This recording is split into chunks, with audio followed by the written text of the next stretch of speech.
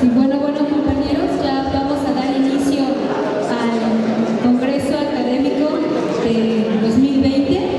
Le doy la palabra a la Secretaria General, Shirley Florencia de la Campa.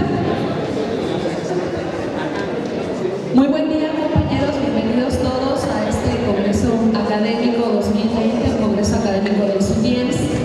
Y bueno, pues en esta ocasión, incluso como seguimiento de otros trabajos en el ámbito sindical, laboral, pero también académico, que conforman el foro del Observatorio SUDIEMS, pues tenemos estos trabajos que dan continuidad y finalmente enriquecen también todo este diálogo que hemos estado llevando a partir de estos encuentros. El día de hoy, en esta jornada, tendremos la participación de varios invitados. Teníamos a dos ponentes del instituto programados, porque una de ellas no podrá participar.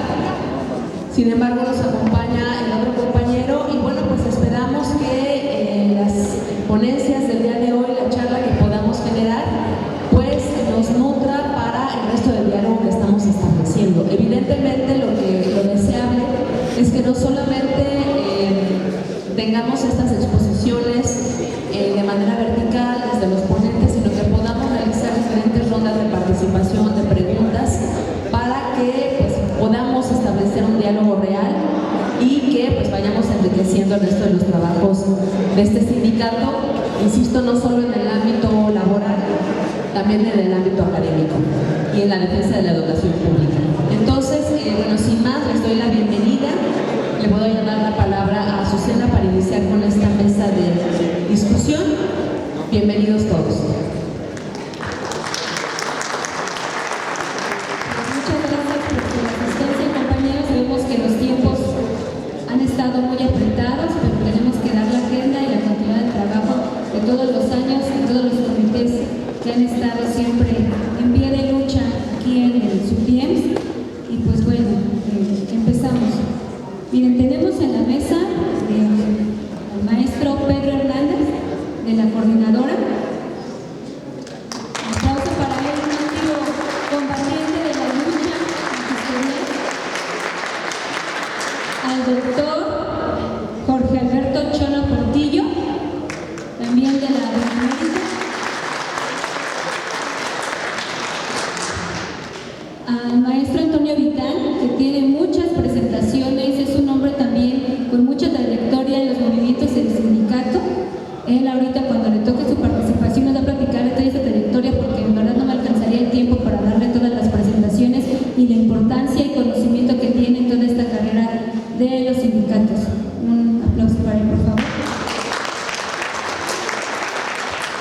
A nuestro compañero de TI, Octavio Moreno Corso, aquí está con nosotros también.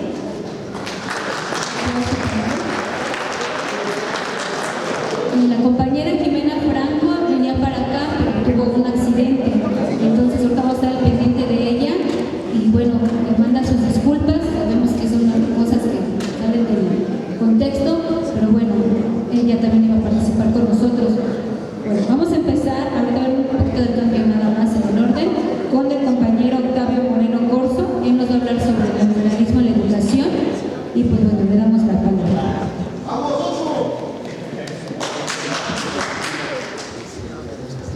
Buenas tardes, compañeros.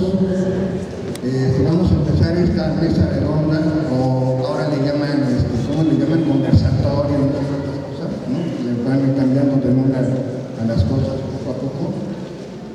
Sobre precisamente, para abordar precisamente la defensa de la educación pública frente a la ofensiva neoconservadora que todavía seguimos lamentablemente padeciendo, a pesar de que el voto popular, ¿no?, que eligió este gobierno, el gobierno de Andrés Manuel López Obrador, tenía precisamente la demanda de la defensa y la promoción de la educación pública, laica, gratuita, ¿no?, que es precisamente uno de los logros que se plasmaron en la Constitución gracias a la Revolución Mexicana y a la lucha de los campesinos, los trabajadores y las clases medias de este país.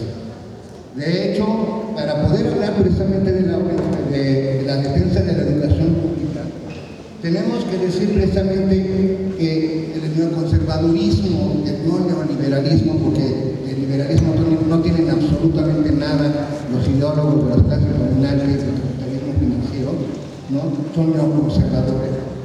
Ese asedio del neoconservadurismo precisamente es la respuesta reaccionaria que se le dio al resultado evidente, ¿no?, del desarrollo de la educación en las universidades después de la Segunda Guerra Mundial, que fueron los movimientos estudiantiles de los años 60 que cambiaron precisamente los horizontes políticos y culturales de la lucha democrática, de la lucha socialista, de la lucha por los derechos sociales, por la justicia en todos los ámbitos, ¿no? La radicalidad estudiantil de 1968 lo tenemos que ver precisamente, ¿no?, como resultado del éxito de una educación a nivel internacional que estaba muy prestigiosa, que respondía precisamente a los parámetros de la cultura ilustrada, ¿no? Nosotros en el DIENS, por ejemplo, hacemos una reivindicación de la cultura ilustrada al incluir el humanismo, las artes, las ciencias y las ciencias en un todo, ¿no?, en un todo complejo, en un todo diverso, cosa que precisamente generó una conciencia crítica, generó una respuesta de los jóvenes contra las injusticias del sistema capitalista, contra las barbaridades de la Guerra Fría, contra la guerra de Vietnam, entre otras cosas, ¿no? El resultado de estas movilizaciones fue enorme, ¿no?, y cambió de paz precisamente las perspectivas culturales y políticas en todo el mundo, no solamente en México, no solamente en Francia, en casi todos los grandes países donde hay grandes universidades se dieron precisamente movimientos estudiantiles radicales que cuestionaron, como ahora también lo están haciendo, las bases mismas de la dominación patriarcal, de la dominación capitalista, del ecocidio, ¿no? Entonces, ¿cómo responder a eso? O sea, el problema que se plantea en la burguesía es, ¿vamos a invertir en universidades que son semilleros de revolucionarios? De personas que van a criticar y cuestionar la injusticia, la desigualdad, la antidemocracia, ¿no? Precisamente el gobierno de Nixon empieza una ofensiva reaccionaria contra Kissinger, precisamente a partir de la elaboración de los golpes de Estado que empiezan precisamente en Guatemala, en Brasil y luego se trasladan a todo el cono sur, y que significa un encarnizamiento precisamente de la lucha contrainsurgente, ¿no?, en América y en Europa también, porque también los estragos de esa lucha contrainsurgente se sintieron de manera particularmente grave en Italia, en Alemania, donde había también centros, movimientos radicales estudiantiles ligados al movimiento de los trabajadores. Hubo una represión brutal en el ámbito académico, precisamente, y es cuando tras el golpe de Estado en Chile se empieza a estructurar una contraofensiva reaccionaria. A la burguesía no le interesa invertir en una educación universalista, humanista, ilustrada. Le interesa invertir en la capacitación laboral. Le interesa invertir en la ideologización, le interesa subordinar los centros de conocimiento, de innovación, de desarrollo científico y cultural a sus propios intereses. Y esto se empieza a estructurar de manera muy cabal a partir del gobierno de Ronald Reagan en Estados Unidos y de Margaret Thatcher en Inglaterra. A eso le llamamos precisamente la contraofensiva reaccionaria, no conservadora.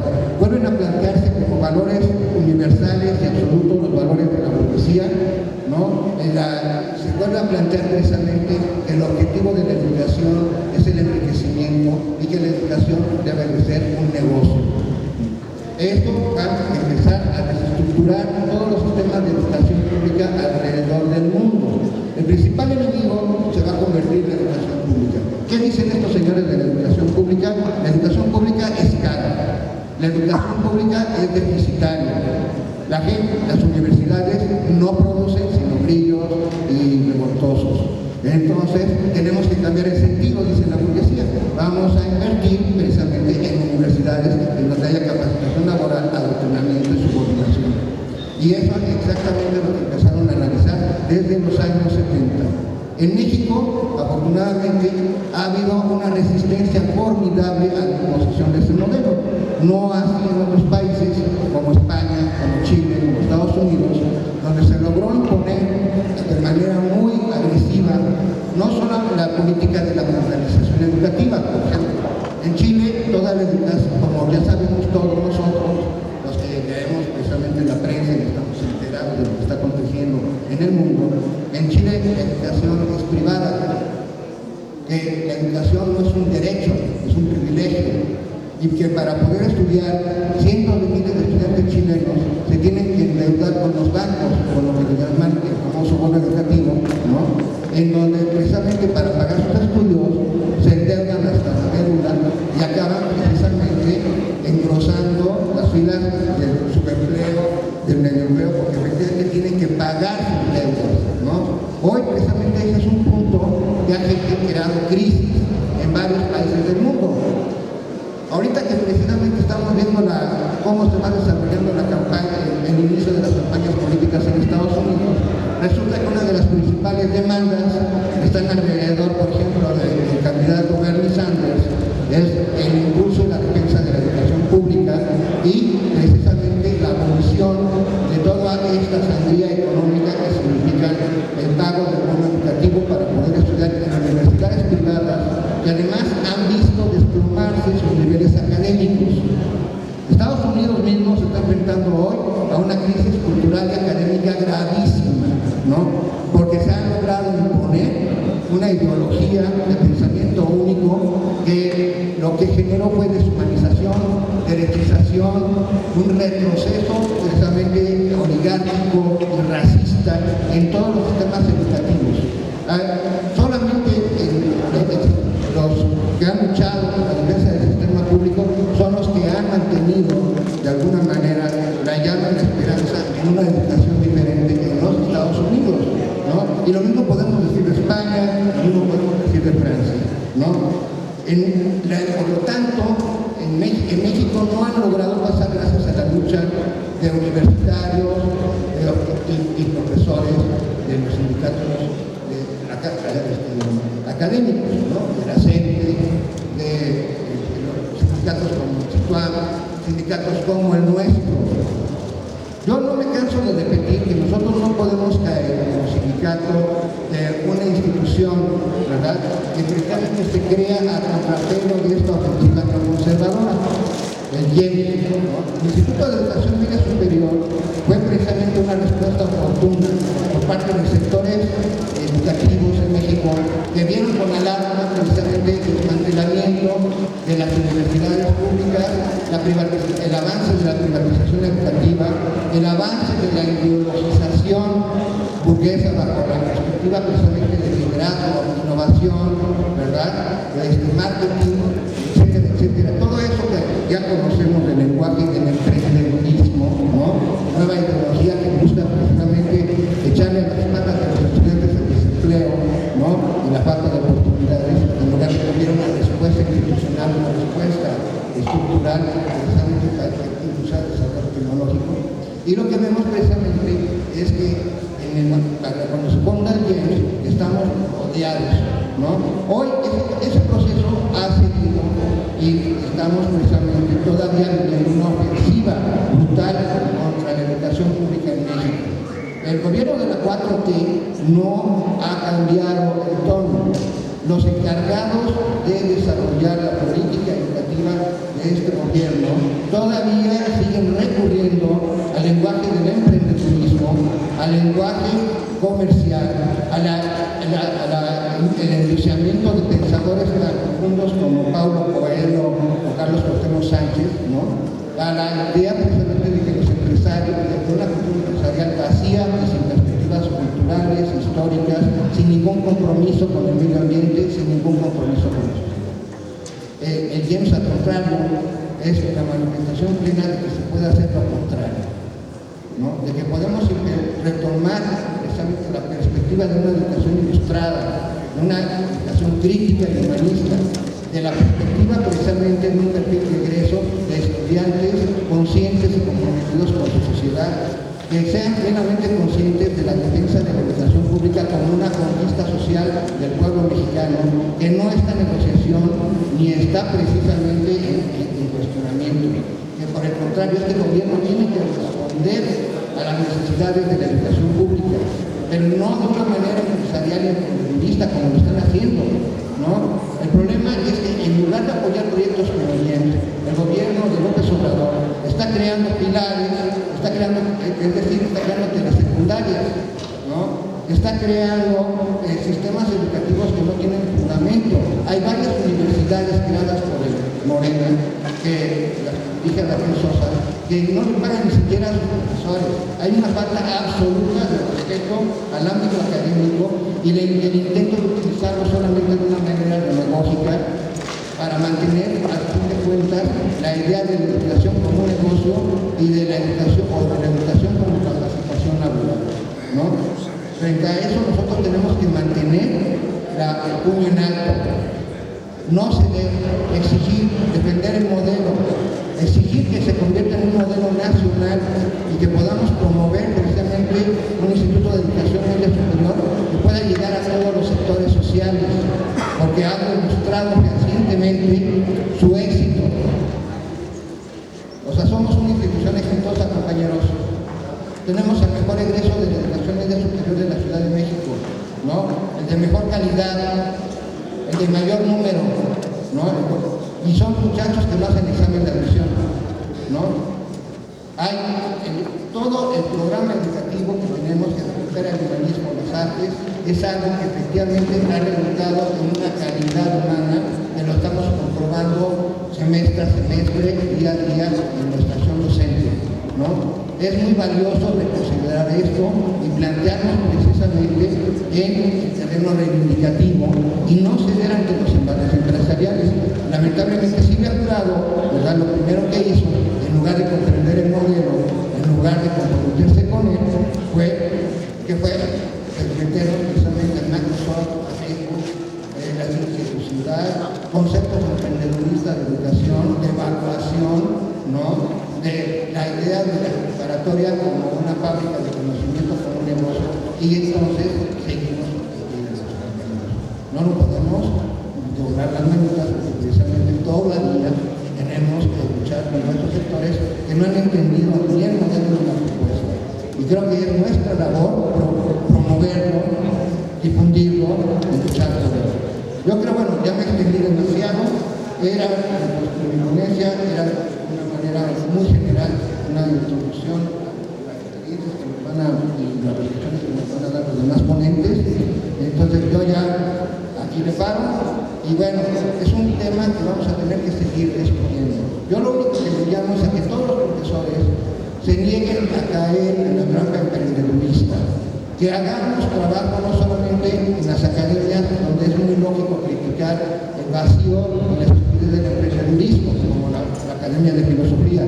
Tenemos que llevar el debate a las academias de cómputo, por ejemplo, ¿no?, a las áreas de ciencias naturales, a química, a física, a matemáticas, porque ahí lamentablemente es donde precisamente han pegado algunas ideas que atentan directamente contra nuestro modelo educativo y que siguen promoviendo esa visión que nosotros estamos criticando y combatiendo. Muchas gracias, compañeros. Les cedemos las palabras a nosotros.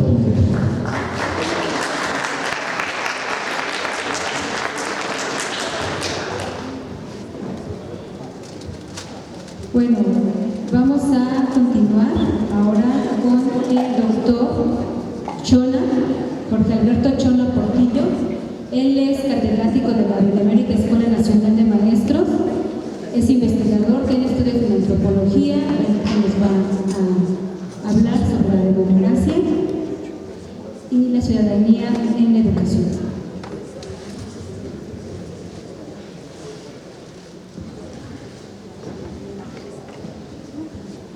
Muy buenas tardes. Yo también creo que el modelo de las preparatorias de la Ciudad de México es un modelo de alternativa.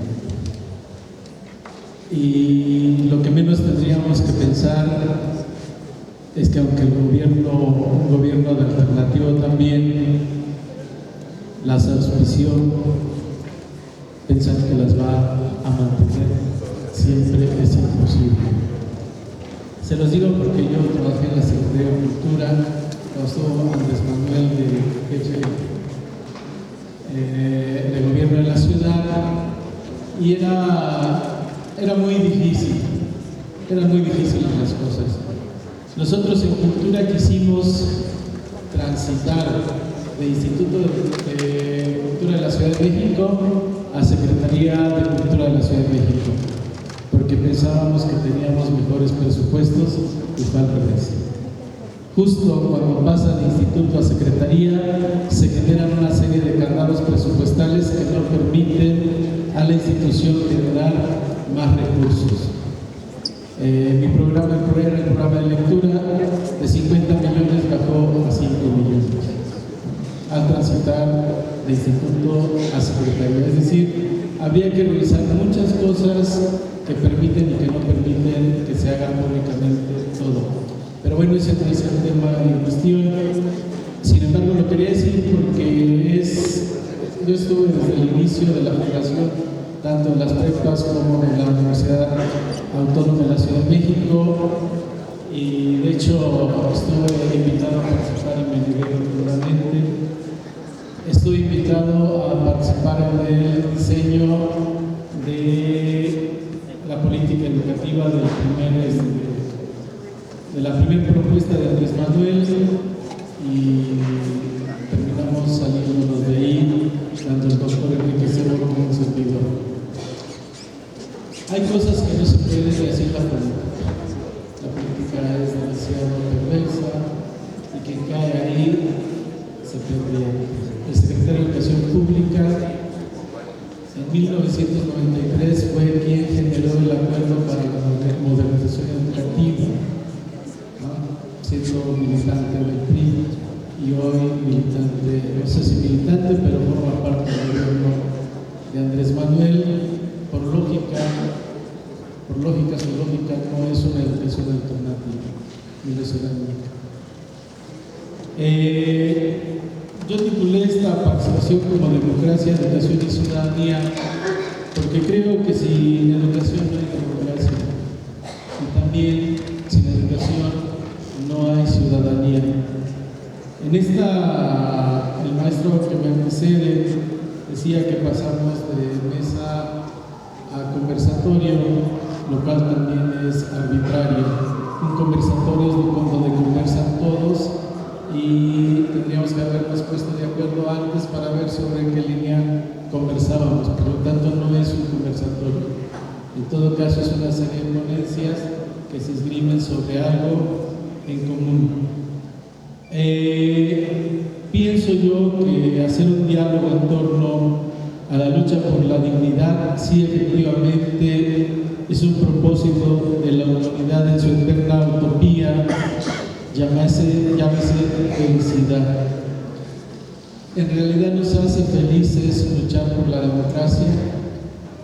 Me parece que sí.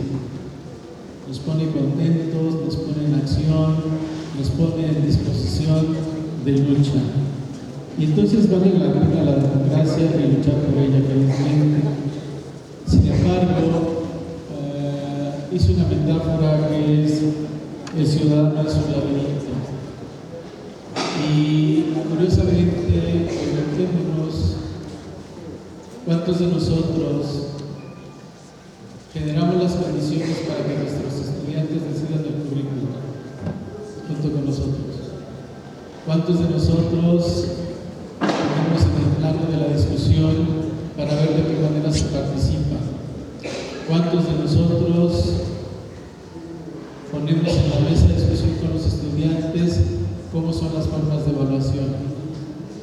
Y al menos yo lo digo desde la experiencia, no. Por mucho que pretendo lograrlo, no lo hago. Finalmente termina siendo el maestro quien va decidiendo a qué hora se entra, a qué hora sale, quién habla, quién no habla, cómo se evalúa, qué temas se ven, qué temas no se ven. Es decir, la democracia del aula no está. No sé si ustedes la tengan, al menos en la normal y en la OPN no. por mucho que hemos intentado hacerlo, no lo logramos. Y luego les voy a dar dónde sí lo hemos logrado, que ha sido la educación básica. Pero bueno, entonces por eso yo digo que es el ciudadano en su laberinto, porque pensemos la democracia como libertad. Luego entonces una sociedad libre es el objetivo de la felicidad de individuos y sociedades. Libertad significa decidir por uno mismo. Si recordamos el mito del Minotauro, podemos decir que es un conjunto de acciones en torno al engaño y a la traición. Eso lo traigo a colación por dos interrogantes, perdón. ¿Cuándo hemos decidido por nosotros mismos? ¿Cuándo hemos contribuido a que el otro decida por sí mismo? Voy a referirme a tres situaciones que de alguna manera apelan a la libertad. Uno tiene que ver con la actual elección presidencial, la segunda con esta cosa llamada venta del avión presidencial y la tercera con el Tren Maya, como para algo para discutir. Con respecto a la elección presidencial, cada uno en su papel de ciudadano emitió su voto, algunos por el licenciado Andrés Manuel López Obrador, pero ¿cuál fue su imaginario de gobierno cuando depositamos nuestro voto en él? ¿Cuál era lo que nosotros habíamos instituido como un imaginario de gobierno? Para algunos fue el cansancio de políticas inadecuadas, para otros la esperanza del cambio, un gobierno de todos y para todos, y en este imaginario social del todos, desde donde estamos participando. Y aquí nos metemos en una primera cuestión. No estamos hablando de una democracia representativa a través de la cual depositamos nuestra acción en quienes ostentan la figura de representantes, aunque de hecho sí lo hacemos. Pero seguimos en el anhelo de la participación, acción que tendría que ser cotidiana y desde el lugar donde estamos. Si somos escritores, ¿de qué manera nuestro oficio se orienta a coadyuvar en la construcción de una narrativa que construye realidad? Si somos ingenieros o arquitectos, al diseño de una sociedad colaborativa de participación social. Si somos maestros o comunicadores, a construir un discurso por el diálogo del saber y la equidad. Si somos políticos, a construir acciones colectivas para la igualdad. En fin, que cada uno pueda participar desde lo que se es, para contribuir a construir otro gobierno, otra realidad, otro mundo posible. Dice José Ángel Leiva en su Face, y cuando desperté, el avión presidencial seguía ahí. La rifa del avión presidencial ha generado un sinfín de opiniones. Para algunos es una acción disparatada, para otros es una buena ocurrencia. Cada quien sus razones. Sin embargo, esta acción de gobierno se sustenta en un adecuado manejo de capital político, que busca, entre otras cosas, la participación social, dando legitimidad a la política de un gobierno. Sin duda es un juego simbólico que genera acciones de participación política más allá del sustento económico que proporcionaría el gobierno. Lo más importante quizá es la manera en que cómo se movilizan simbólicamente las fuerzas en este juego político. Habría que ponerle atención porque están buscando otorgarle sentido a lo político tan lejano de los ciudadanos. El Tren Maya. Públicamente se ha anunciado que se ha realizado una consulta a las comunidades donde el proyecto del Tren Maya trastoca. ¿Acaso consulta es sinónimo de decisión? Sabemos cómo se toman decisiones entre los habitantes de los pueblos o comunidades originarias. Voy a relatar algo que observé en una comunidad de origen celtal. Hubo un joven que la comunidad tiempo atrás lo había comisionado para trabajar y estudiar fuera del pueblo. Este joven adoptó tradiciones de otros lugares como tomar alcohol y alterar la noche. Los habitantes se dieron cuenta y hacia el fin de semana, después de la jornada de trabajo, la autoridad llamó a reunión. Dije autoridad. Cada uno, niñas, niños, jóvenes, mujeres, adultos y ancianos, tomó un lugar en un círculo trazado imaginariamente. Su voz hizo presencia a través de su narrativa en torno a la manera en que se habita el lugar. Todos sabían de qué se trataba la reunión. Le tocó el turno al joven que había alterado el orden de la comunidad. Asumió su responsabilidad y solicitó que le permitieran participar en la construcción de una zanja alrededor del campo deportivo, porque en temporadas de lluvia ya no se anegara. La reunión concluyó con acuerdos, entonces es lo mismo consulta que toma decisiones, es lo mismo consenso para construir acuerdos que votar, no lo sé. Pienso que la democracia es como un laberinto del que a veces es difícil salir y no llegamos a ella, por situaciones diversas como no saber antes de realizar una acción quiénes son los sujetos involucrados, cuándo se engaña o se llena de mentiras y cuándo logramos salir, no era lo que queríamos o traicionamos a quien nos ayuda.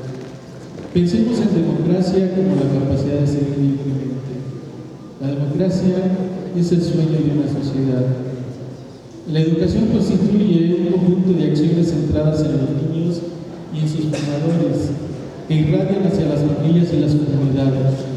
De ahí que su acción contribuye en la construcción y transformación social. La escuela, sea de cualquier nivel, no por menos es importante. Es el lugar donde se busca habitar en democracia. Ahí construimos formas de pensar, damos sentido a los valores. Pensemos en la democracia como forma de vida. La escuela es un espacio para interactuar con el otro, desde ese otro que es uno mismo, para aprender a vivir, si es que se puede enseñar a vivir, para aprender a convivir junto a ese otro tan diferente y común a uno mismo. Para ello es pertinente comenzar a enumerar algunas situaciones que restan vida a la democracia. Decía hace rato, ¿quién decide el currículo en la formación de los niños y de los jóvenes?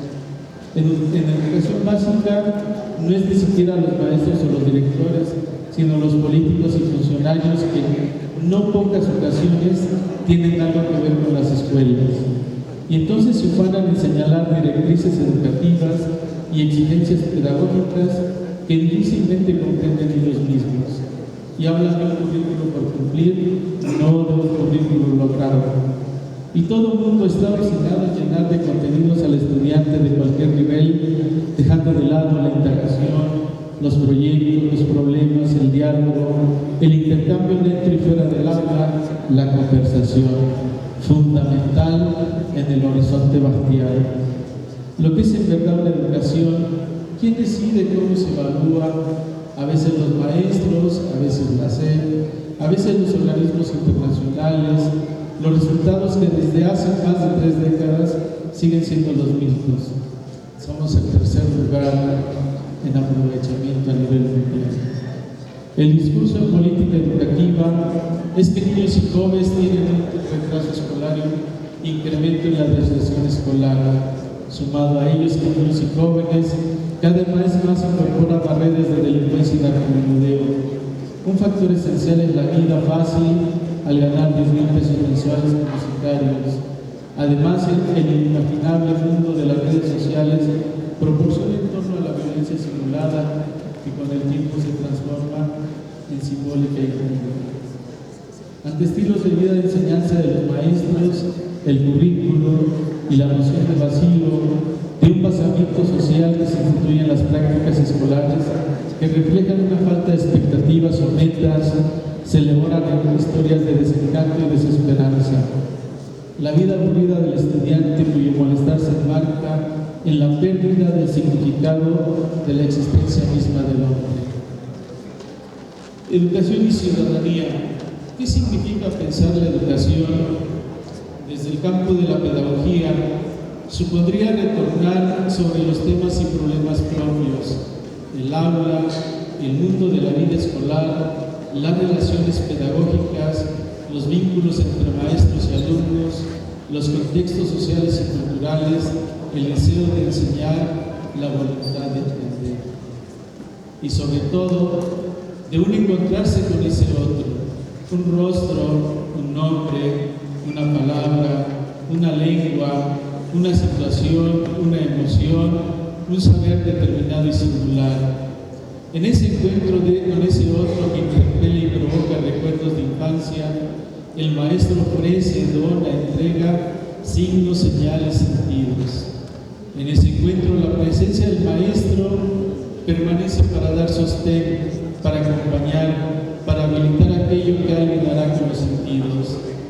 y ahí la importancia del maestro y de que éste nunca falte.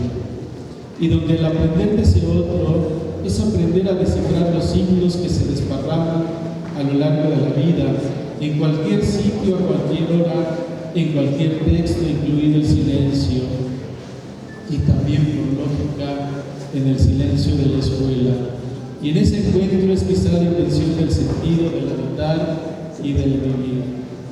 Luego entonces, esa es una pregunta que podría tener tantas respuestas como distintas perspectivas a través del campo disciplinar desde donde se quiera mirar. Sin embargo, pensar la educación desde su propio campo, el de la investigación educativa, se contribuye a explicar y comprender la vida escolar, dotarla de sentido e intención. De alguna manera es buscar comprender que el principio de la educación está en el reconocimiento de que educar es educarse, y formar es formarse, y vivir es vivirse, y que la vida no se vive, sino la vivimos con otros y con uno mismo. Educarse entonces emerge de la reflexión que se genera con la pregunta, como una aprehensión de sí y del mundo. La fuerza de la acción educativa radica en el vacío de sí que se ha generado cuando los maestros no comprenden los procesos pedagógicos trastocados por el resultado de las políticas y las reformas educativas. Pues solo a través de esa acción en términos de una experiencia viva se recupera a sí mismo el que conocerá al otro. Kant reconoce que solo por la educación el hombre puede llegar a ser hombre. Para él, la educación es un arte cuya práctica ha de perfeccionarse por muchas generaciones. El hombre debe hacerse así, educarse a sí mismo. De esta forma, en su sentido práctico, la pedagogía ha de ser aquella acción reflexiva mediante la cual el hombre debe ser formado para vivir como un ser que obra libremente. Ahí está el vínculo de democracia y educación. Si concebimos la escuela como un espacio para habitar la democracia, es pertinente dar el poder de decisión al sujeto que aprende. Decidir el currículum, decidir por sus maestros, por las formas de evaluación, por las maneras de participar en el aula, en decidir sobre su interactor libre, pero para ello es necesario ver a los niños y adolescentes como sujetos de su propia formación en vez de considerarlos objetos de enseñanza. Son estudiantes más autónomos cuando los miramos así, desarrollan una mejor confianza en sí mismos, tienen espontaneidad en todo momento, controlan su libertad con responsabilidad, son alumnos participativos y activos, explican, justifican y preguntan el porqué de las cosas y de las acciones. Son capaces de iniciativa y organización, se comprometen con lo que asumen cuando piden la palabra. Son alumnos con más poder de decisión, son capaces de plantear y hacer cosas nuevas, son capaces de expresar sus ideas y sus sentimientos. Logran ser alegres y entusiastas en sus actividades. Yo les preguntaba a las jóvenes de la normal qué hacían cuando alguien, un sujeto cualquiera, va y les dice qué buenas nalgas tienes. Las respuestas de algunas de ellas eran, pues ¿qué tiene? Todo depende de quién venga. Si es guapo, que me lo diga. Y si no es guapo, le pregunto, pues entonces no. Y entonces digo, ¿y cuándo nació esta idea de aceptar como una expresión poética una frase del diablo? ¿Cuándo? Entonces me dicen, pues es que hay algunas que sí les gusta que les digan. Y entonces les digo, ¿y ustedes saben por qué pelean las chicas de filosofía? De la normal superior, de la UAM. Y ustedes saben qué es el acoso. Y ustedes saben qué es la violencia simbólica. Y entonces nos metimos a otras hendiduras. Pero las chicas, que son en su mayoría mujeres, a veces legitiman la violencia que estamos viviendo. y no hacemos nada. Las escuelas no estamos haciendo nada. Los maestros y las maestras no estamos haciendo nada. Eso es ciudadanía. Luego entonces somos ciudadanos desde el momento que habitamos la democracia como lugar o no lugar, como espacio para la convivencia, para hacer sociedad. De esta manera aprendemos de esta realidad que vivimos una reeducación, formas de imaginación, un habitar la protesta, porque ahí está la verdadera transformación. Comprender los fenómenos sociales implica que a la comprensión se le vincule con el lenguaje como medio de intersubjetividad y como formas de expresión concretas de forma de vida ligada, por supuesto, a la alteridad. Dada la alteridad, su uso y reconocimiento, su comprensión implica siempre ya un conocimiento de lo propio, ante cuyo horizonte solamente lo otro puede ser percibido como otro. Un penúltimo comentario, y que creo que le falta a la educación: la interculturalidad como horizonte de vida social. No se puede pensar la democracia, la educación y la ciudadanía si no se incorpora lo intercultural como enfoque que analiza y visibiliza las interacciones a menudo desiguales y asimétricas entre miembros de grupos cultural e identitariamente diversos, puesto que la interculturalidad remite a la confrontación y el entrelazamiento, a lo que sucede cuando los grupos entran en relaciones e intercambios. La interculturalidad en clave negativa adopta lo que siempre ha sido la perspectiva del pensamiento crítico, en lugar de la carencia. La interculturalidad debe encontrar la forma de trabajar conjuntamente los tres procesos en que ésta se trama: las diferencias, las desigualdades y la desconexión. La interculturalidad también debe ser un núcleo de la comprensión de las prácticas y la elaboración de las políticas. En un mundo organizado a la vez para interconectar y excluir, las dos políticas más enseñadas hasta ahora para la interculturalidad son la tolerancia hacia los diferentes y la solidaridad de los de abajo, requisitos para seguir conviviendo. Una metáfora final: Babel. Babel es la mirada vertical, el mito de la disolución de la ciudad, la dispersión de los hombres, la confusión de las lenguas, a la dimensión verticalidad-horizontalidad, las posiciones de poder, el posicionamiento de la independencia. Babel es el eterno mito de la impostura. Solo desde arriba puede imponerse una ciudad ordenada, transparente, una humanidad idéntica, identificada, regulada en sus posiciones, en sus flujos, una lengua única y legítima, un nombre para cada cosa y una cosa para cada nombre. Pero también del otro lado, habitar Babel babélicamente, es decir, ¿qué significaría hablar y escribir, vivir y pensar, leer y escuchar, proyectar desde abajo, desde dentro, fuera de las posiciones elevadas de la torre, fuera de las posiciones del saber y del poder, habitar desde el lugar de la sospecha, de la incertidumbre como posibilidad? Muchas gracias.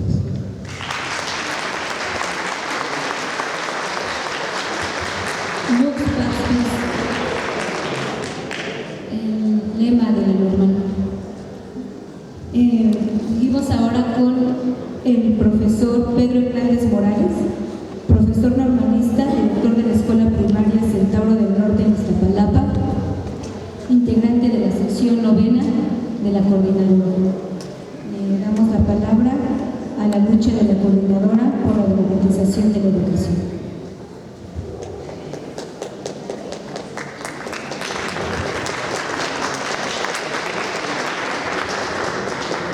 Buenas tardes. Bueno, siempre les digo que cuando entro a un salón de primero o de segundo, de primaria, y les digo buenas tardes niños, me contestan buenas tardes querido el guapo director, y acá como que no se ve. Buenas tardes. Y ahorita me retrasé un poco porque después de muchos años que estábamos peleando que nos colocaran una techumbre en la cancha, en la escuela primaria Centauro del Norte, por fin hoy nos la entregaron. Entonces, pues las mamás de la mesa directiva hicieron una pequeña ceremonia de reinauguración de nuestra cancha y pusieron un listón, y pues todos los niños estaban ya ansiosos porque desde noviembre que empezaron la construcción, pues no habían podido usar la cancha. Y ahorita de lo que decía Jorge, somos compañeros también desde hace muchos años, también yo soy egresado de la Benemérita Escuela Nacional de Maestros. En una asamblea de los niños se decidió que la cancha se iba a usar por día y por grado, y eso ya tiene muchos años. Sin embargo, es un acuerdo que está ahí vigente. Entonces hoy los niños dijeron, hoy les toca a los de quinto grado, y nadie más se mete en la cancha porque solo les toca a los de quinto grado. Eso es parte de este proceso de ciudadanía, de aprender a tomar acuerdos, y los viernes les toca a los de sexto, y los lunes a los de primero y segundo, y los martes a los del tercero, y los miércoles a los de cuarto, y los jueves a los de quinto, y así. Y entonces luego van y me dicen, oiga, es que están los de sexto y no nos dejan ahí jugar. Y hacen valer un acuerdo que ha tenido ahí vigencia durante muchos años. Entonces es parte de los procesos. Me da gusto estar aquí con los compañeros del SUTIEMS. Nosotros vimos nacer al sindicato, a las propias preparatorias, y de alguna forma hemos estado cercanos pues a la lucha que ustedes han dado, primero por los derechos laborales, pero también por la sobrevivencia de un proyecto que también nos parece muy bueno y que habrá que reivindicarlo. Creo que Octavio en esa parte tiene mucha razón. Es la defensa en los hechos de nuestro modelo educativo y bueno, de la educación pública. Me voy a referir más en concreto a la lucha de la coordinadora por democratizar la educación. Pero siempre me parece que no podemos olvidar que nos faltan 43, que hace 2 ciclos escolares tenían que haberse graduado de maestros, nuestros compañeros de Ayotzinapa, y el 26 de enero del 2015, en una de las muchas marchas que hemos realizado para exigir la presentación con vida, alguien por curiosidad puso en su Google Maps ahora esto de las distancias, y había la marcha salió de 4 puntos de la ciudad, y entonces casualmente el recorrido que hicieron esas 4 marchas hacia el Zócalo daba 43 kilómetros y algunos metros. Entonces escribí lo siguiente: ¿qué importa caminar 43 kilómetros bajo un sol calcinante? Bajo un sol calcinante, en una gris ciudad aletargada que va despertando. Si 43 vidas valen más que el cansancio, si caminando los encontraremos, vale seguir buscando, porque escondieron sus sueños y esperanzas, porque calcinaron sus huesos y arrancaron sus caras. Ahora tomaremos sus pasos y sus rostros, hasta encontrarlos, porque vivos se los llevaron, vivos los queremos. En 1979 surge la Coordinadora Nacional de Trabajadores de la Educación en Chiapas. En diciembre pasado conmemoramos 40 años de vida de la coordinadora, que hasta hubo un pastel y hubo la presentación de este pequeño libro que se llama La Primavera Magisterial, de Luis Hernández Navarro, que narra un episodio que nos tocó a Jorge y a muchos otros compañeros vivir en 1989, que fue el despertar de los maestros de la Ciudad de México fundamentalmente, pero de todo el país, y que se le llamó la Primavera Magisterial.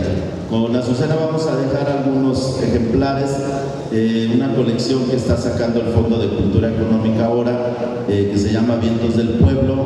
Realmente la labor que está haciendo Taibo pues es fabulosa, 12 pesitos nada más cuesta, y bueno, ya van 30 títulos. Le hago promoción porque se están editando 40,000 ejemplares de cada título, entonces pues es una forma de hacer llegar la lectura a muchos lados. Surge entonces en 1979 la coordinadora por la precaria situación económica y laboral del magisterio, por la antidemocracia en el sindicato. Hace rato que le decía a Susana, desde me quedaba bien el metro Zócalo, me dice pues ahí, ¿no? Junto a el sindicato, ¿no? Y creo que si pasaron de este lado de Venezuela 44, pues está un gran edificio ahí con unas columnas enormes metálicas, que se supone que ahí está el Comité Ejecutivo Nacional del CENTE, que agremia a 1,5 millones de trabajadores de la educación. En realidad es un cascarón, ahí no están los dirigentes formales del sindicato, ellos despachan en hoteles de Reforma y bueno, pues nuestras cuotas sindicales se dan la gran vida. Y también por una nueva educación. Fíjense que desde su origen la coordinadora se planteó la necesidad de luchar por una educación diferente y fijó como 3 ejes en su estrategia: la democratización de su sindicato, la democratización de la educación y la democratización del país. A 40 años tenemos que preguntarnos hasta dónde hemos avanzado, hasta dónde lo hemos logrado. Y bueno, pues es un debate, un balance necesario. Hay quienes hemos invertido prácticamente toda nuestra vida laboral en esta lucha, en esta pelea, y aún vemos que nos falta bastante por recorrer. No es democrático nuestro sindicato.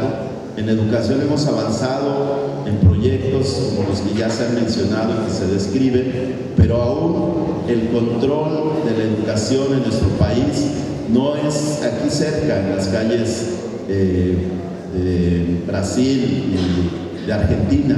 Es en París, Francia, en la OCDE, quien determina todavía aún en este gobierno de la llamada Cuarta T la política educativa de este país. Y bueno, la coordinadora ha sido persistente en esta parte.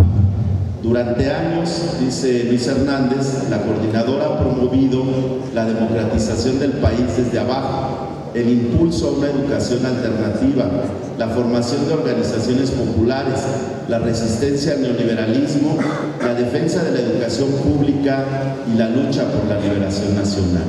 A lo largo y ancho del país encontramos maestros de educación básica, también de educación media y superior, cada vez más comprometidos con las luchas del pueblo, ahí donde hay una pelea contra las mineras, contra la contaminación del agua, por la construcción de una escuela, por la democracia en un municipio, seguramente vamos a encontrar maestros. Y si ustedes recuerdan, en el símbolo de la coordinadora hay 4 maestros ejemplares que en el siglo pasado, finales, han dado un ejemplo y han dado una vida por la lucha en este país por los derechos de los trabajadores. Está Arturo Gámez, está Genaro Vázquez, está Lucio Cabañas y bueno, ya más reciente, 1981, asesinado por órdenes de Esther Gordillo Morales, que ahora que salió renovada de la cárcel dice que va a regresar por el sindicato, Misael Núñez Acosta, que pues son nuestros ejemplos de maestros comprometidos con la lucha del pueblo. En estos procesos de reformas, la coordinadora ha estado siempre peleando en las calles, en la movilización, y bueno, yo creo que hemos perdido la cuenta de las acciones pequeñas y grandes en las que la coordinadora ha estado en las calles. Y bueno, ustedes creo que han sido testigos de una u otra forma de las oleadas de maestros que han venido a la Ciudad de México, que se han movilizado no solo en el sur del país, sino con la imposición de la reforma educativa, pues prácticamente en todo el país. En el recorrido que hemos hecho en todo el país, hemos encontrado maestros dignos que han reivindicado la lucha por sus derechos, por la defensa de la educación pública, pero que también cada vez se van comprometiendo más a alternativas educativas. Entonces la coordinadora fijó 4 rutas en el último periodo de lucha contra la reforma educativa. Una ruta política que es prácticamente la movilización, la acción, el activismo, pero también incluso incursionó en una lucha jurídica contra la ley del ISSSTE, interpuso amparos y logró, entre con muchas organizaciones también que se manifestaron contra esa ley, la modificación en varios artículos.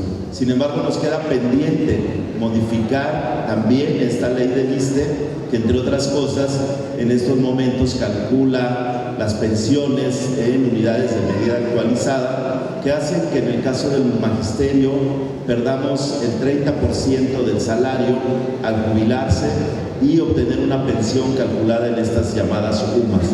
Una ruta organizativa que ha significado organizar comités de lucha, comités de resistencia, comités centrales de lucha, secciones sindicales, delegaciones sindicales en prácticamente todo el país. Y una cuarta ruta que le hemos denominado ruta pedagógica, que es a la que me voy a referir un poco más. Sin embargo, quiero mencionar también que aun cuando la lucha que se dio a partir de que se anunció la reforma educativa en el finales del 2012 y todo lo que combatimos durante el sexenio de Peña Nieto, aún no podemos hablar que esté completamente derogada esa nefasta reforma educativa. Nosotros planteamos que aún en la reforma que se hizo en esta llamada cuarta transformación hay pendientes, hay situaciones que no terminaron de quitarse. Entonces se abrogaron las leyes secundarias, pero aún subsisten decretos que le siguen dando continuidad a esta reforma. Hay un modelo educativo que sigue en educación básica privilegiando el desarrollo por competencias, la evaluación estandarizada y una serie de elementos que necesitamos también transformar.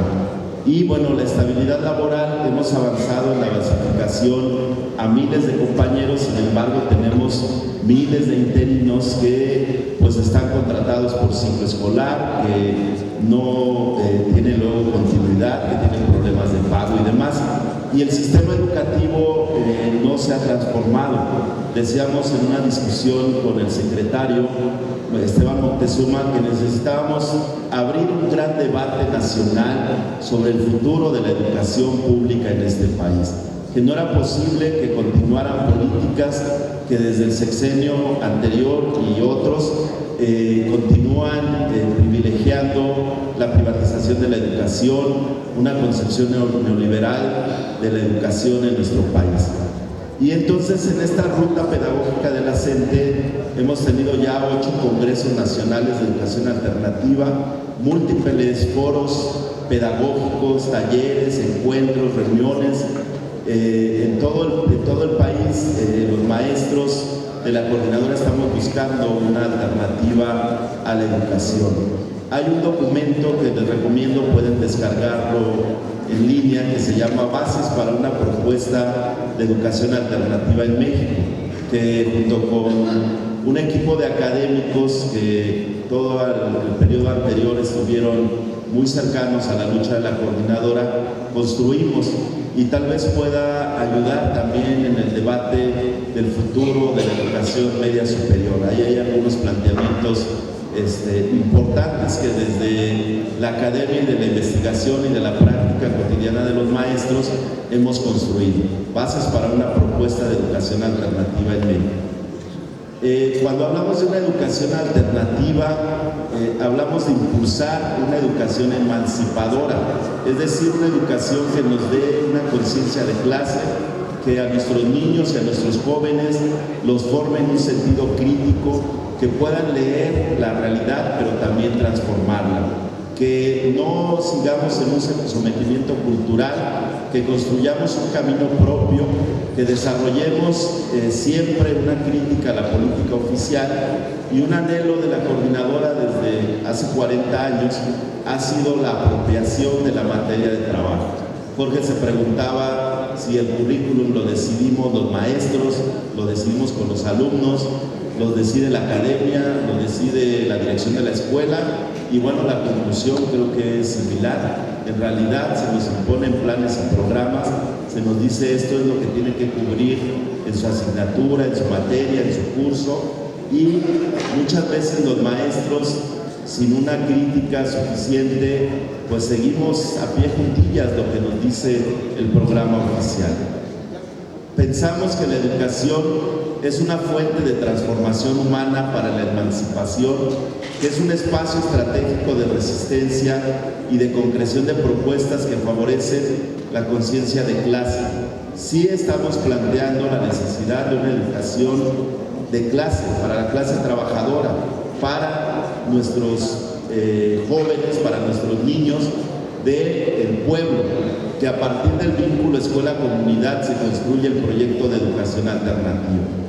Nosotros decimos que la protesta tiene que venir acompañada de la propuesta, que estamos en posibilidad de decir que además de que no estamos de acuerdo en muchas situaciones laborales, asistenciales, económicas, etcétera, también que tenemos una propuesta y que esta resistencia debe traducirse en la construcción colectiva de una educación que sirva al pueblo, que rescate el papel histórico y pedagógico de los maestros, que recupere la soberanía educativa, es decir, que no se siga diseñando en oficinas de la OCDE la política educativa de nuestro país, y que este proyecto debe de ser parte de un proyecto de una nación más justa y más digna.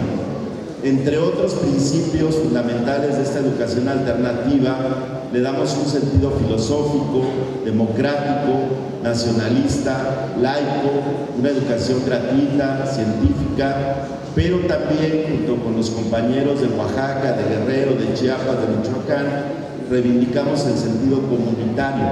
En Oaxaca se le llama comunal, y bueno, nuestros pueblos tienen una experiencia vasta en esta parte de una cosmogonía, de una filosofía, de una ideología de construcción colectiva de los saberes.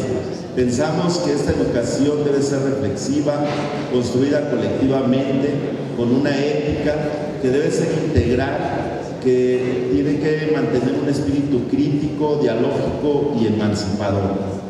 Y en este enfoque emancipador planteamos la construcción de este proyecto desde una perspectiva de la teoría, de la pedagogía y de la didáctica crítica, en un sentido comunitario, que posibilite la toma de conciencia de clase, la descolonización del saber y del saber a través de la emancipación. ¿Cuántas veces repetimos los esquemas que escuchamos en los medios de comunicación, que los seguimos teniendo tan metidos que entonces hasta la comida está en un sentido colonizada? Estamos acostumbrados solo a algunos sabores, a algunos alimentos que se desarrollan industrialmente, y cuando probamos cosas naturales a veces ya no tenemos ese sentido, porque hasta esa parte ha sido colonizada en el lenguaje, en la forma de expresarnos, en la forma de dirigirnos con nuestros compañeros. Vuelve a ser esa parte del súbdito, no del ciudadano, no del ser que tiene la capacidad crítica de decidir las cosas. Y este enfoque pretende crear, recrear y transformar la realidad educativa local, estatal y nacional. Reivindicamos mucho esta parte de la comunidad como espacio educativo, porque es el trabajo colectivo y comunal, la recuperación de los saberes, la definición de líneas estratégicas de los colectivos escolares y comunitarios, el planteamiento de un currículo interdisciplinario y los campos de formación del ser humano.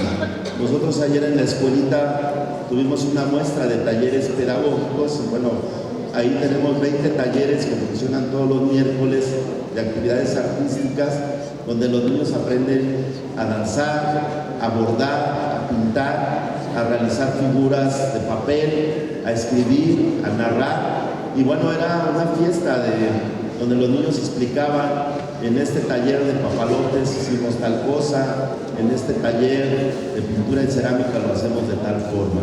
Y ese es el sentido integral que queremos en la educación. ¿Cuáles son las líneas de este proyecto alternativo? No sé si les suene el nombre del ingeniero Manuel Pérez Rocha. Él fue el primer rector de la Universidad Autónoma de la Ciudad de México, pero además un sabio de la educación. Él nos propuso estas 9 líneas que reivindicamos. Un gran proyecto alfabetizador, la escuela como un espacio de expresión libre, una pedagogía de la pregunta más que de la respuesta, la cooperación como regla de comportamiento, el error como vía del aprendizaje, los valores de uso del conocimiento y no los valores del mercado, la motivación intrínseca al aprendizaje, al estudio, a la ciencia, al conocimiento, la eliminación injusta de logros con méritos. Todavía tenemos en educación básica el asunto de las boletas, los certificados, los exámenes, las calificaciones, los diplomas, pero empezamos a cuestionarnos por qué en lugar de entregar un diploma porque tuvo la más alta calificación en su grupo a un niño, a solo un niño, no entregamos un reconocimiento y lo hacemos público al niño que es solidario, al niño que da una muy buena conferencia, al niño que se preocupa por el medio ambiente. Es decir, que no puede ser la calificación la tabla con la que midamos a todos por igual. Y el fortalecimiento de las humanidades desde educación básica hasta educación superior. Yo creo que hay un debate amplio sobre la filosofía, sobre la sociología, sobre la antropología, sobre la literatura, como disciplinas necesarias en la educación en todos los niveles y en todas las carreras. Bueno, también planteamos una didáctica crítica que avance en el proceso del aula, de la escuela, de la comunidad, con un sustento social, educativo y pedagógico, que la relación práctica, teoría práctica, escuela-comunidad y escuela-trabajo, pero no el trabajo alienante como se pretende que formemos a nuestros estudiantes para que vayan a las fábricas y a las empresas a seguir con la producción capitalista.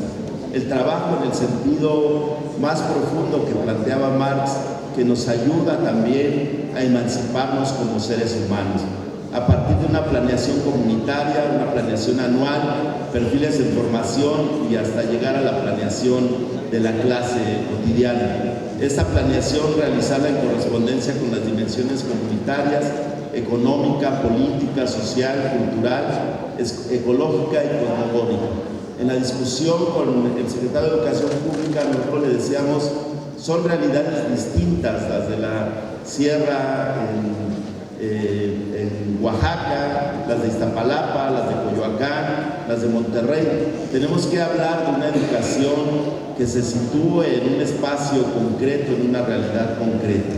Y quiero terminar leyendo esta reflexión que dice que resistir es lo contrario a resignarse, el reverso de rendirse, que la resistencia no consiste en renegar, consiste en oponerse y a la vez en proponer, en rebelarse sin violentar, en poner la razón al servicio de la rabia. Quienes resisten asumen la responsabilidad de decir no a la imposición, pero sí al reto de lo imposible. Resistir todos los días, con todos los recursos al alcance, fortalece nuestras raíces y extiende nuestras ramas. Muchas gracias, compañeros.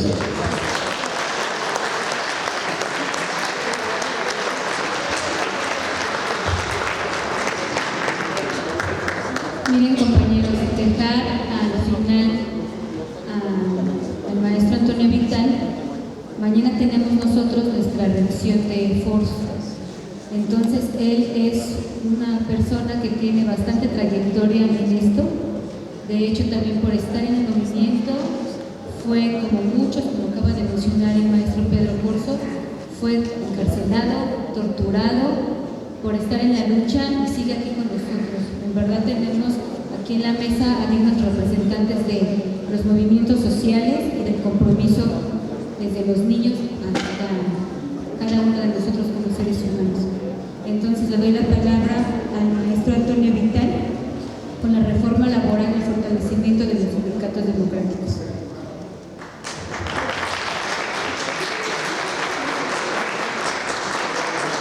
Buenas tardes, ¿ya se cansaron? No se oye. Muy bien. Bueno, este es un tema que de entrada para hablar del sindicalismo democrático uno tiene que pensar con mucha profundidad. ¿Cuál es el sindicalismo democrático? Hoy, después de 40 años, casi 45 años de un movimiento democratizador que cruzó todo el país, todas las instituciones, todas las empresas. Para comenzar, yo quisiera tocar una cuestión que está ahora muy actual, la reforma judicial, que tiene que ver con el modelo educativo y cuál es el modelo sindical que debíamos de construir para el futuro. Hace 13 años, cuando la reforma a la ley del ISSSTE, tuvimos varias audiencias con el presidente de la Corte. En la primera presentamos un documento cuestionando la reforma a la ley del ISSSTE porque abría el camino para que los empleados públicos entraran sus fondos de pensiones al mercado de valores, la pérdida de derechos adquiridos, etc. La revaloración, el papel de la protección social del trabajo, que es la seguridad social. Al final, el presidente de la Corte lo dijo: su discurso de clase es muy bueno. ¿Está bien? Nada más le recordamos que las leyes y el sistema judicial tiene como tarea mantener el sistema. Y cuando venía para acá, bueno, ya había preparado una notita. La primera pregunta es, bueno, ahora cuál es el papel de los sindicatos, pero por lo que ahora se ha presentado, como reflexionar, ¿cuál es el papel que tiene la educación en el capitalismo? La gente ha avanzado en plantear elementos alternativos que nos meten a una discusión de clase o ciudadanía, porque ahora ya se perdió la clase y estamos con los ciudadanos. Y aquí en la parte de la educación y en la parte de los sindicatos necesitamos reflexionar sobre si la clase o la ciudadanía. Y esto porque la educación, bueno, mi primera experiencia de maestro fue en la Facultad de Medicina. Yo estudié medicina, yo soy de la Alianza Encargado de la Salud y Empleados Públicos, fui dirigente del Hospital General, fui candidato a la Comisión Nacional de Derechos Humanos, pero mi experiencia educativa fue en dos materias muy complejas y muy contradictorias: en salud pública y en farmacología. Son dos mundos totalmente distintos. La discusión de la medicina hace 45 años, hoy ya es una cuestión distinta. La medicina, la salud no es un problema individual, no es un problema de una bacteria. El problema de la visión que hoy está en la discusión es que ahora en Topilejo quieren que se abra un hospital. La visión del cuidado de la salud son hospitales y no el cuidado de la salud. La prevención. En Brasil me invitaron a un seminario y me dice, y se me ocurrió decirle, bueno, estaba Lula de presidente, dije, Lula tiene políticas neoliberales. El secretario de Salud al día siguiente me invitó a desayunar y me dice, a ver, dígame 3 políticas antineoliberales. 1, la producción de medicamentos. La política de salud depende de la industria químico-farmacéutica. Es la que marca las políticas de salud de todo el mundo, no en México, de todo el mundo. Segundo, hay que profesionalizar el trabajo en el sector salud. Y tercero, necesitamos vivienda popular, con agua, con drenaje, con eliminación de basuras discretas. Se eliminan el 80% de las enfermedades, con alimentación, con recreación, con cultura, haciendo el amor 3 veces al día por ser todo un pueblo tiene salud. Entonces, bueno,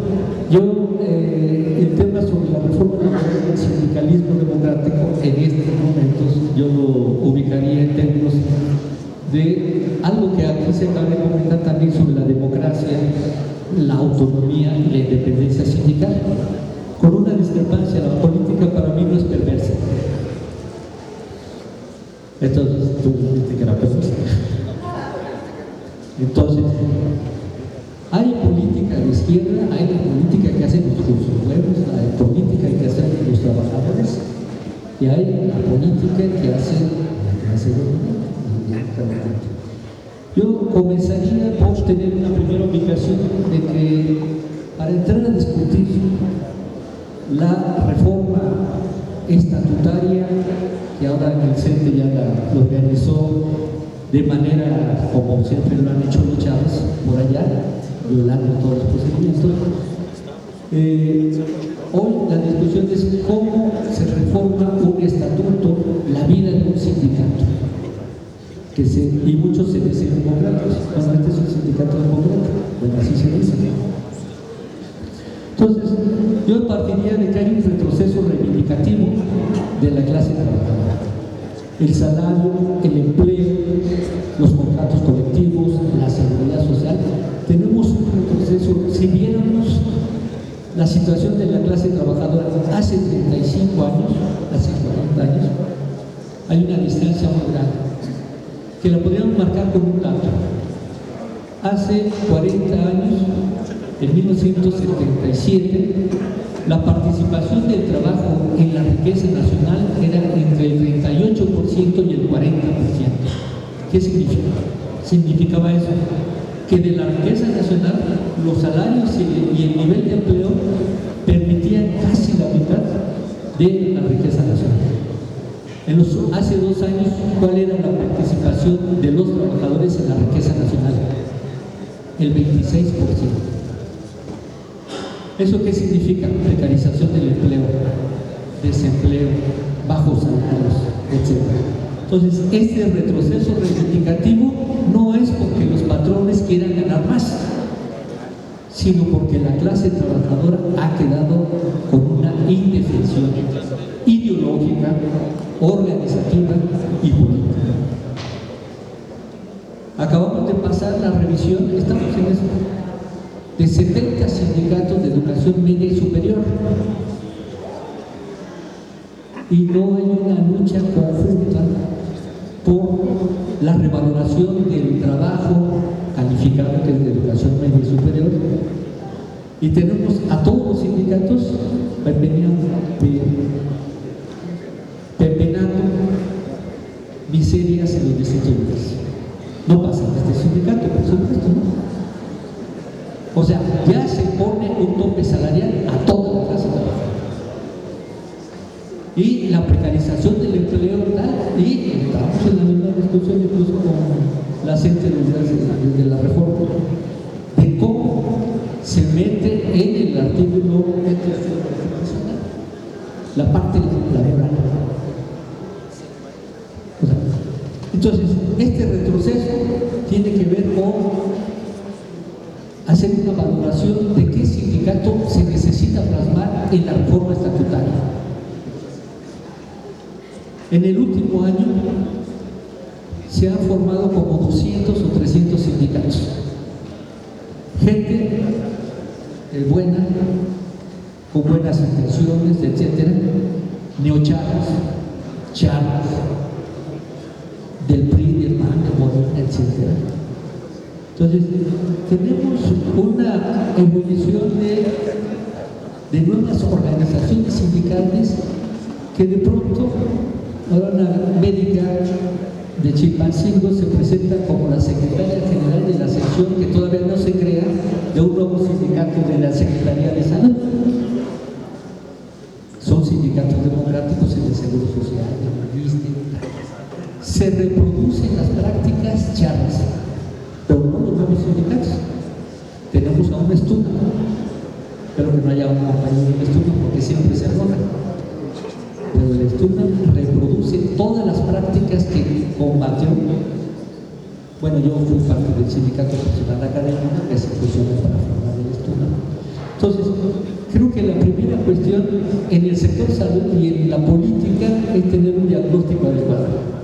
Nos equivocamos en el diagnóstico y el tratamiento ya se fregó. Podemos tener un buen diagnóstico, podemos tener un buen tratamiento, pero si no se aplica adecuadamente, entonces de nada sirve el diagnóstico y el buen tratamiento. Hoy el problema es qué tipo de sindicato requiere la clase trabajadora en la crisis del neoliberalismo, del capitalismo en estos momentos. Y en ese sentido tenemos que revisar cuál es la situación del sindicalismo charro, la burocratización del sindicalismo, de la burocracia sindical, los sindicatos democráticos y la perspectiva de un sindicalismo de clase. Y en ese sentido también tenemos que hacer la discusión cuál es la propuesta de la cuarta transformación, que la imagen visible de toda esta propuesta es el demócrata Napoleón Gómez Urrutia, que heredó un sindicato lleno de sangre y una cantidad de cosas.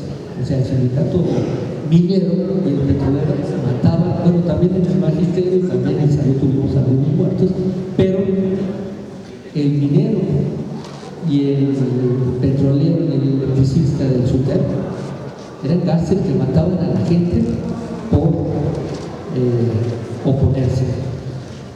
Hoy podemos ver que la reforma que se acaba de presentar formaliza en el caso del apartado B una serie de jurisprudencias para formar nuevos sindicatos.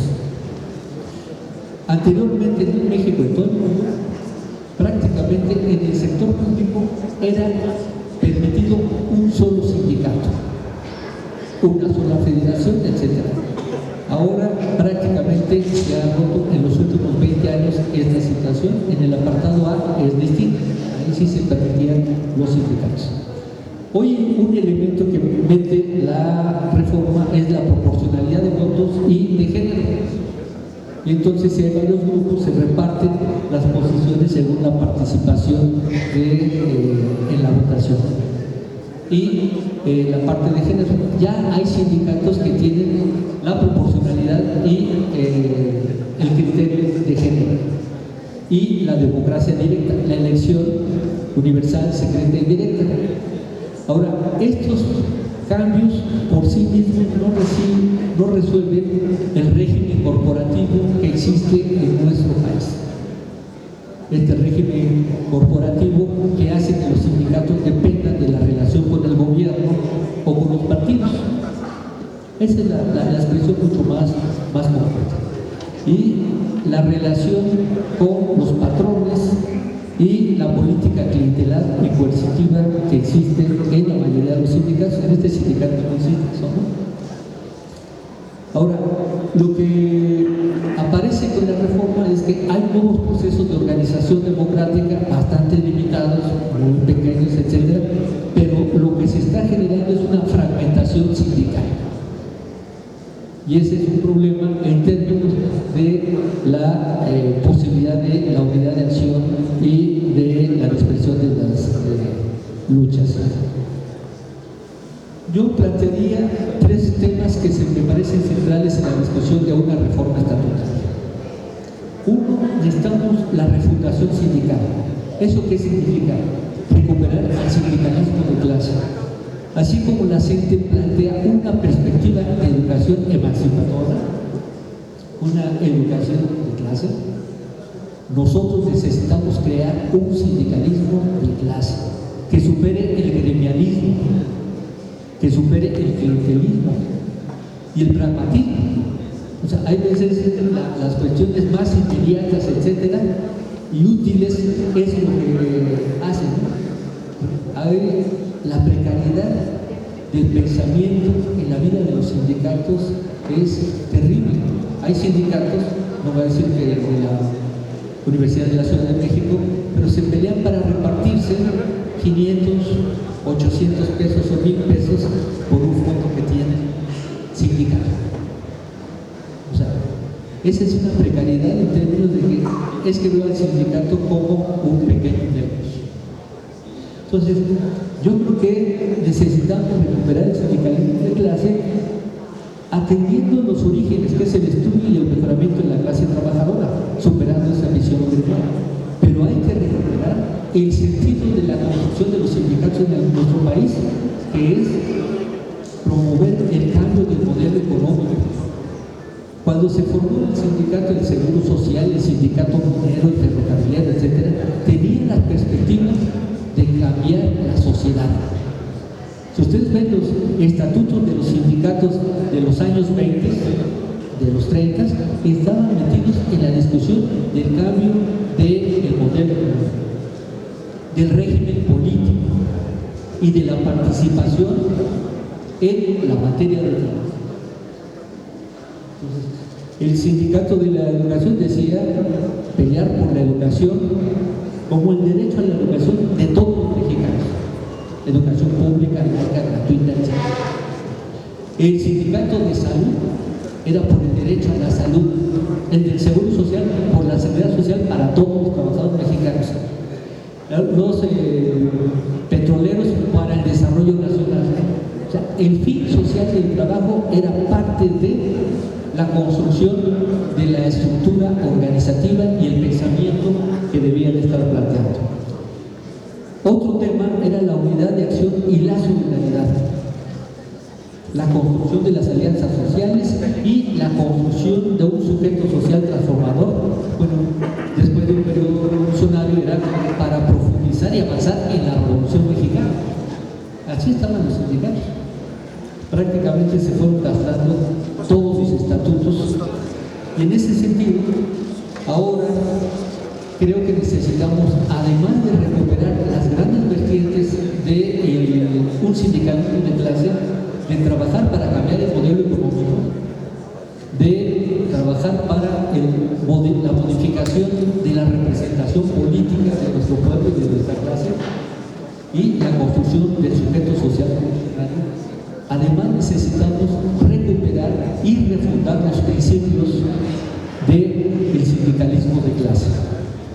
Y una primera cuestión que hoy es nueva es cuál es el papel que tiene el trabajo en esta etapa del capitalismo. ¿Qué sucedió cuando fue la revolución industrial hace un siglo y medio? Lo primero que pasa con la revolución industrial, se van y destruyen máquinas. Se hace un movimiento para enfrentar el desplazamiento de la fuerza de trabajo. Después ese movimiento se transforma en un gran movimiento internacional por la reducción de la jornada de trabajo. Hoy estamos, después de la tercera revolución técnico-científica, ahora ya sabrá que entramos a la cuarta, no por la cuarta de Andrés Manuel, sino por la cuarta transformación técnico-científica. Hoy podríamos reducir la jornada de trabajo, porque ahora se produce más en menos tiempo, con menos costo. A fines del siglo pasado, la discusión de los trabajadores era la reducción de la jornada de trabajo. Si se redujera a 6 horas la jornada de trabajo, el mercado laboral se incrementaría 25%. Si hablamos de una población en el mercado formal de 22 millones de trabajadores formales, eso significaría más de casi 6 millones de nuevos puestos de trabajo. Hay una serie de problemas. Entonces, un tema del sindicalismo de clase es cómo está la producción capitalista, y en el caso del fin social del trabajo, desde nuestros sindicatos, tendría que ver cuál es el papel de los sindicatos de educación media y superior en el desarrollo tecnológico, científico y cultural de los países. No es suficiente con que digamos, es que tenemos el proyecto mejor, que eso lo vengo escuchando de ustedes y de la UACM, pero no hay una inserción de cómo está la situación de la educación media y superior en la Ciudad de México. ¿Cuál es el sistema de educación media que debíamos de tener? ¿Por qué los colegios de bachilleres están de una manera? Los CONALED, etcétera. O sea, de pronto aparece un argentino que nada más ve para adentro. Estamos ensimismados y no vemos el conjunto como un sindicalismo que debe de atender la educación media de todos los capitalistas. ¿Cuál es la política que tendríamos que desarrollar para hermanarnos con los colegios de bachilleres, con los CONALEPs? O sea, ¿por qué ahora tenemos que hacer la discusión de la educación de la cuarta? Que no son ni universidades, luego, ni son, digamos, pero tenemos que revisar el sentido político que tuvo el Instituto de Educación y la universidad. Porque abrir la Universidad Nacional Autónoma y el POLI al pueblo era enfrentar una serie de intereses. ¿Eso qué significa? ¿Qué hizo Hugo Chávez? A mí me invitaron para la parte de medicina.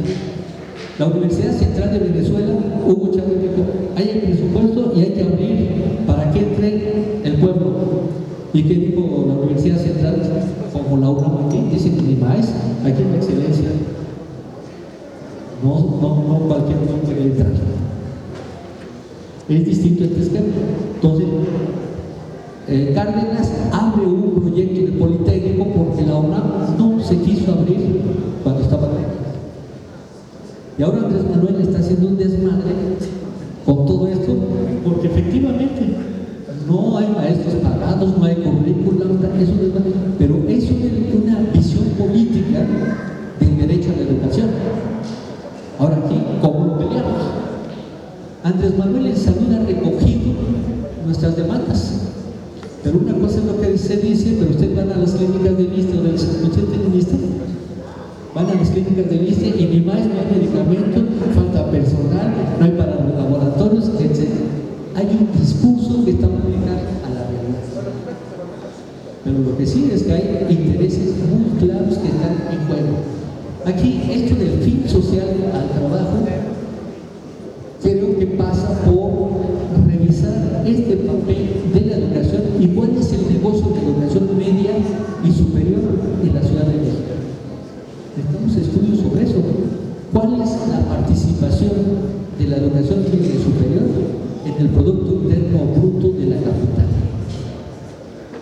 O sea, porque nosotros decimos que queremos más presupuesto. ¿Cómo está distribuido el presupuesto? Pero además, en la educación media y superior, el Estado subsidia esa educación. O sea, hay transferencias de extensión de impuestos o deducción de impuestos. Si yo tengo una hija en una escuela preparatoria privada, me deducen las colegiaturas de mis impuestos. Si va a una universidad, se deduce. Entonces, aquí la lucha por la educación es también la lucha por el financiamiento de la educación y eliminar la privatización, que hay una transferencia brutal al sector privado en educación y en salud. Y aquí también el fin social del trabajo tiene que ver no solamente con lo que se presenta como proyecto. La extensión, la investigación en la educación media es bastante limitada. No sé si hay o no hay, pero creo que está bastante limitada. El IEMS tiene líneas de investigación. Hay líneas de extensión educativa como educación media. Eso. O sea, necesitamos recuperar lo que es la materia del trabajo, el fin social del trabajo. Y entonces, bueno, en salud es la atención médica, es la rehabilitación, cuidado, es la investigación y la docencia. Son las funciones. Pero el Estado tiene que dar los recursos para que se haga eso. Si no, se precariza el empleo y se le cobra más a los usuarios de los servicios de salud. Además, otro de los principios que me parece que es importante recuperar es la construcción de una sociedad solidaria y con justicia social. Independientemente de la rama en donde estemos, ese debería ser un principio de un sindicalismo de clase. La representatividad no electoral, o sea, la representatividad no solamente es en términos de que gano por votos, sino cómo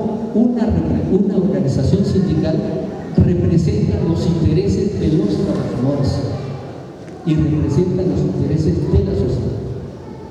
O sea, la democracia directa. Necesitamos democratizar la gestión. En muchos sindicatos, el control que tienen los chavos es el manejo de las plazas, del escalafón, de los créditos, de la vivienda, etc. No están democratizadas las gestión. Necesitamos democratizar esto. Necesitamos democratizar el patrimonio sindical. Que no lleguen las cuotas sindicales, en el caso de los sindicatos en general, que no lleguen al nacional, después a los estatales, después hasta la delegación. Hay que invertir el modelo. En Brasil, la discusión que se logró hacer en los últimos 18 años es que las cuotas llegan a la sección. Si la coordinación nacional, que no tiene que ser un aparato, funciona para las funciones que se tienen, entonces la sección le da sus cuotas a la dirección nacional. ¿Y cuáles son las funciones nacionales que deberían de tenerse y descansar la vida sindical a nivel de centro de trabajo o de sección? Ese es un tema que se tiene que revisar, y la democratización del saber. Los congresos es muy importante como un espacio para ir democratizando el saber y para ir teniendo una vida interna importante. Las asambleas, los talleres, hay que hacer la escuela sindical, pero lo que es muy importante es que la vida sindical tenga una expresión concreta, educativa, en las reuniones sindicales. Hay que documentar. De pronto se llegan a reuniones y con puro rollo o se prepara ahí mismo sobre la mesa o sobre las rodillas. Necesitamos profesionalizar el trabajo, no podemos estar improvisando. Hoy estamos en un momento de una coyuntura política que, más allá de Andrés Manuel o no, la derecha está furiosa. Hay un ataque sistemático, no por lo que esté declarando Andrés Manuel, sino por los riesgos de que se comience a desarrollar un movimiento social que comience a desplazar el poder de los grandes grupos monopólicos y cuestiones de ese tipo. El otro tema es la solidaridad de clase, tanto al interior de la organización como en el conjunto de la sociedad y a nivel internacional. Y concluía con algunas grandes líneas que me parece que hay que recuperar. Los estatutos, ahora ya prácticamente se pone el objetivo, quiénes son los que participan. Los principios, los estatutos deberían de tener una primera cuestión de declaración de principios, un plan de acción, etc.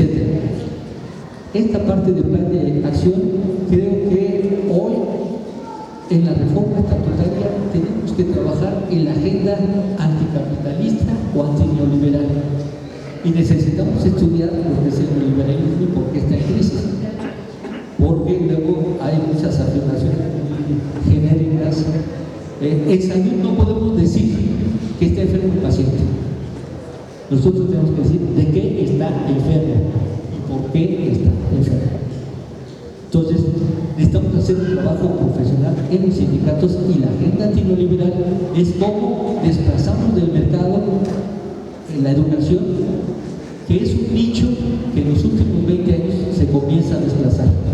La educación y la salud son de los servicios públicos de mayor crecimiento prácticamente en todo el mundo, y en donde la participación del Producto Interno Bruto es importante. La unidad sindical y social, ¿cómo construimos, cómo ayudamos a superar la dispersión sindical? No es con llamados a la unidad, necesitamos tener una agenda y propuestas. La primera tarea es que local y regionalmente, ¿cuántos trabajadores de educación media hay en la Ciudad de México? ¿No sabemos? ¿Cuántos trabajadores de educación media hay en el país? Es una tarea de unidad sindical, construir el sujeto social sobre los elementos de identidad común, laboral y profesional. Pero no es suficiente la educación media. ¿Cómo se conecta? Y lo han dicho en su sindicato en varias ocasiones. es que queremos conectarnos con la Universidad de la Ciudad de México. Se tiene que hacer esa reflexión de educación media y superior como un proceso. Entonces, esa es parte, o sea, porque si no, hablamos de la unidad sindical en abstracto. Entonces, el otro punto, me parece que necesitamos avanzar en el análisis de la realidad, en la construcción de escenarios, en el análisis de estrategias y en la definición de los actores políticos y sociales principales. Aquí, en la reforma a la ley del ISSSTE, los chavos democráticos, etcétera, se movieron y se metieron un poco más de 2 millones de demandas de amparo. La diferencia entre un movimiento donde se suman los chavos a donde se hacen acuerdos con los chavos es distinto. Si no tenemos un programa y una propuesta, pues vamos a andar de pragmáticos buscando las alianzas con quien se pueda. Entonces, necesitamos un programa para ver la cuestión de los sujetos. Se necesita el estudio de la industria de la educación. Yo hablo de la industria porque es una industria. Y abordar esta parte en términos de el subsidio que hay del sector público a la educación media y superior. También hay la educación básica, pero es mínima, donde es el nicho fuerte del negocio de la educación, es en la educación media y superior. Y entonces eso creo que es una cuestión que habría que estar revisando. Un tema en el plan de acción es sistematizar las experiencias de organización y de lucha. O sea, hay luchas en términos de educación media superior como con proyectos sociales, como la Universidad Puebla de la Universidad de Guerrero o la Universidad Democrática de Puebla, Sinaloa, etcétera. Ha habido varios proyectos que se firmaron.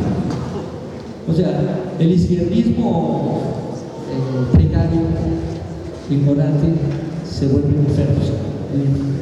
Pero hay estas experiencias de Universidad de Puebla, Universidad Democrática. Entonces, de pronto estamos descubriendo el agua, el hilo negro, sin recuperar la historia de nuestras luchas, de nuestros trabajadores, de nuestros sectores. Y finalmente son los espacios de coordinación y el intercambio internacional.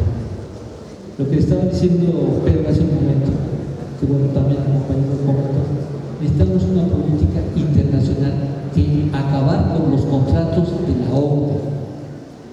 O sea, la OCDE, el gobierno le paga a la OCDE para que nos impongan orientaciones en educación, en pensiones, en salud, etc. Entonces, yo creo que ahora necesitamos repensar la vida de los sindicatos desde nuestra propia experiencia, pero estamos en un momento que podemos avanzar a una ruptura del modelo que no va a depender ni de Andrés Manuel ni de Moreno, depende de nosotros.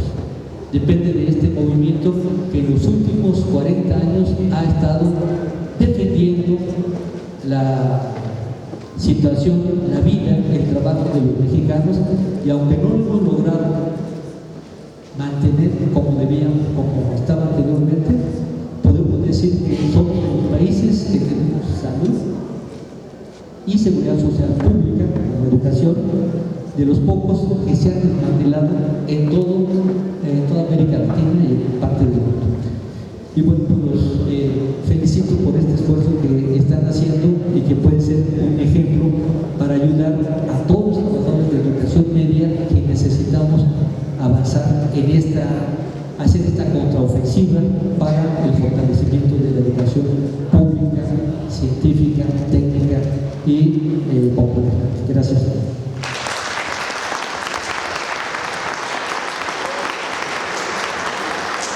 Bueno, compañeros, muy interesantes todos los temas de hoy. Hacemos una sesión de preguntas. Si alguien tiene por ahí alguna intervención, vamos a a entregar los reconocimientos a los compañeros. Pediría a la Secretaría General que diera cierre al día de hoy.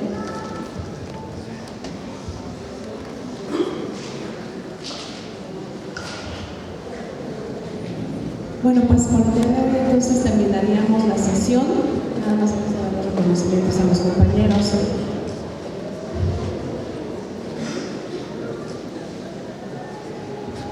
Vamos a dar la palabra al profesor que quiera hacer un comentario.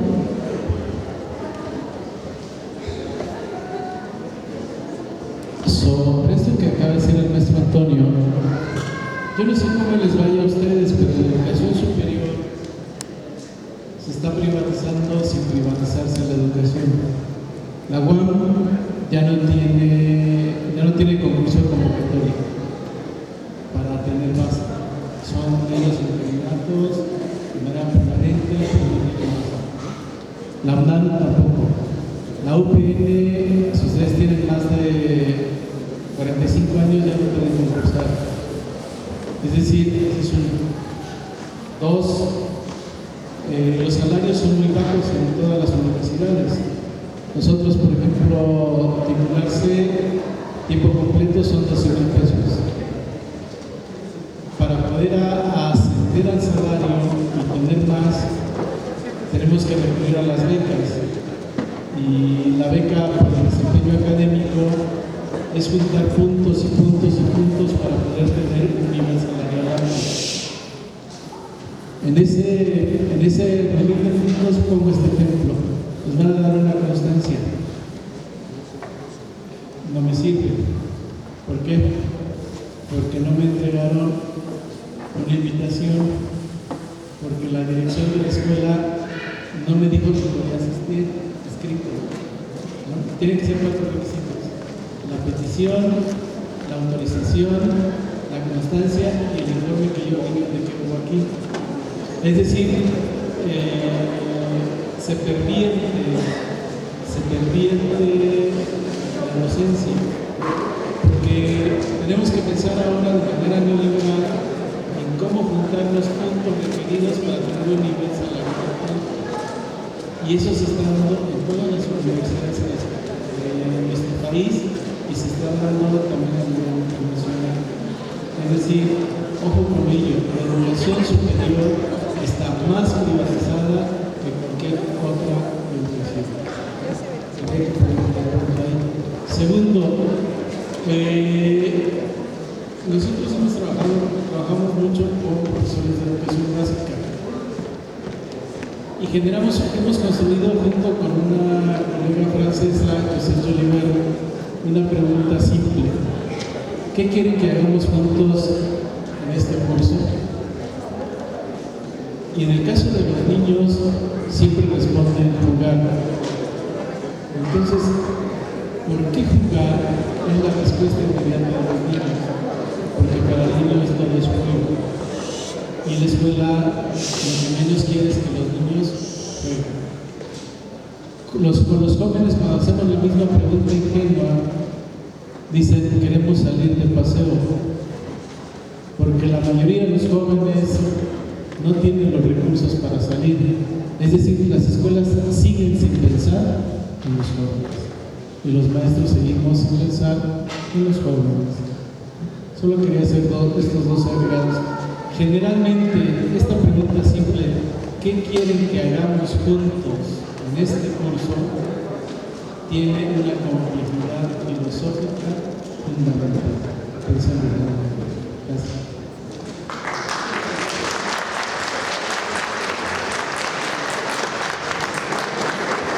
Gracias. Pues sí, efectivamente, en la parte de la filosofía y toda la complejidad del pensamiento crítico es parte de un proyecto, de un modelo educativo a nivel nacional que tendría que tener repercusiones no nada más en este Instituto de Educación Media Superior, sino en cada uno de los niveles educativos.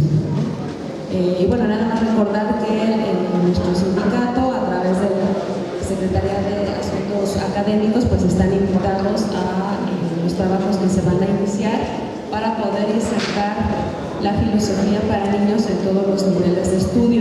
Vale recalcar que la filosofía para niños, a pesar de que indica para niños, en realidad se trata de una metodología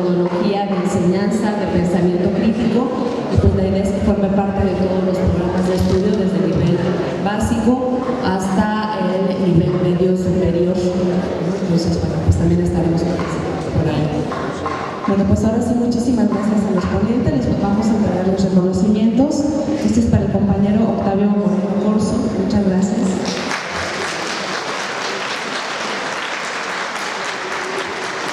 Para el compañero Pedro Hernández Morales. Muchísimas gracias.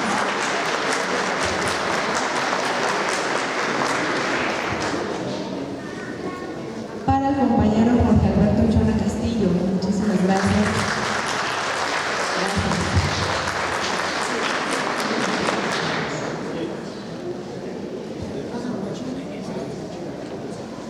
Y para el compañero José Antonio Vidal. Gracias.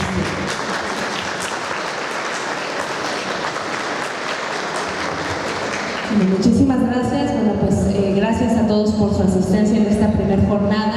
El día de mañana iniciamos a las 12 del día, igual con los trabajos ya de reforma estatutaria, la siguiente reforma estatutaria.